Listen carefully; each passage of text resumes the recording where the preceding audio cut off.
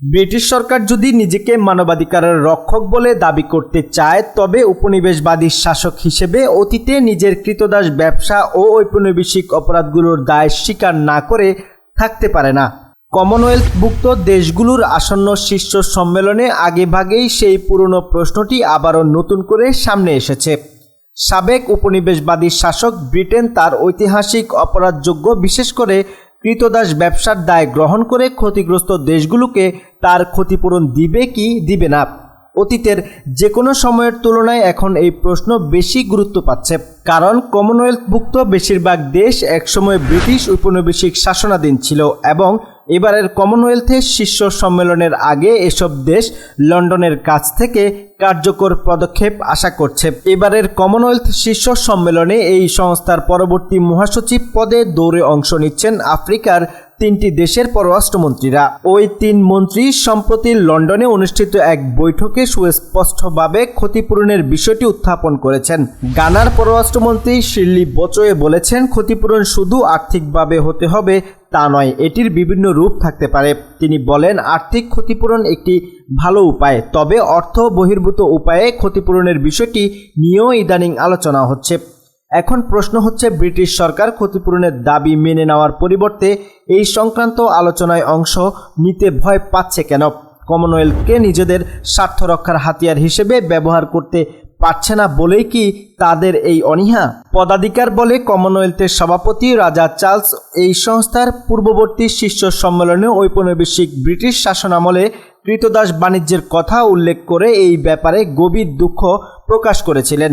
কিন্তু বাস্তবে ওই মানবতা বিরোধী অপরাধের কারণে ব্রিটিশ সরকার এখন পর্যন্ত কোনো দেশকে কোনো ধরনের ক্ষতিপূরণ দেয়নি।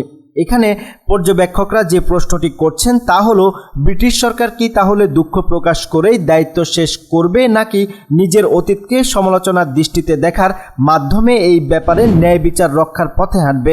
লন্ডন বিশ্ববিদ্যালয়ে ইনস্টিটিউট অফ কমনওয়েলথ স্টাডিজের পরিচালক কিংসলে অ্যাবট বিশ্বব্যাপী ক্ষতিপূরণের দাবি জোরালো হওয়ার প্রতি ইঙ্গিত করে বলেছেন, ব্রিটিশ সরকার ক্রীতদাস ব্যবসা করে যে ঔপনিবেশিক শাসনে থাকা দেশগুলোর ক্ষতি করেছে সে বিষয়ে এখন আর কোনো দ্বিমত নেই।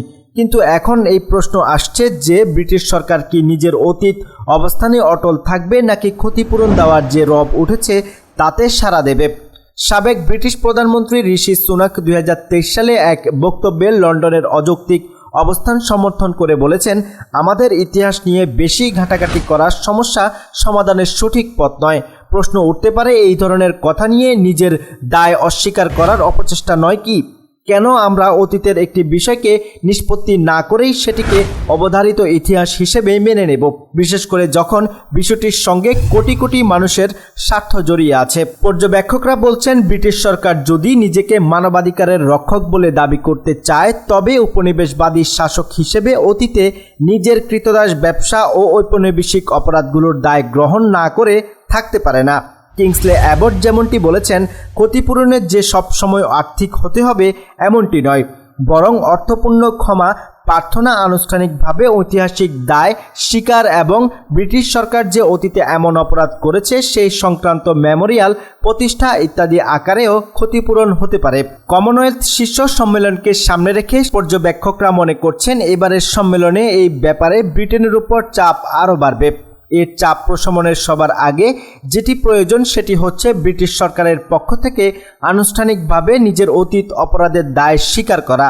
পরিশেষে বলতেই হয়, ব্রিটিশ সরকার কি কমনওয়েলথ সদস্য দেশগুলোকে নিজের সমকক্ষ হিসেবে মেনে নেবে এবং দায় মেনে নিয়ে যথাসম্ভব ক্ষতিপূরণ পুষিয়ে দিতে পারবে কিনা? প্রিয় দর্শক, আজ এখানেই শেষ করছি। সবাই ভালো থাকুন, সুস্থ থাকুন।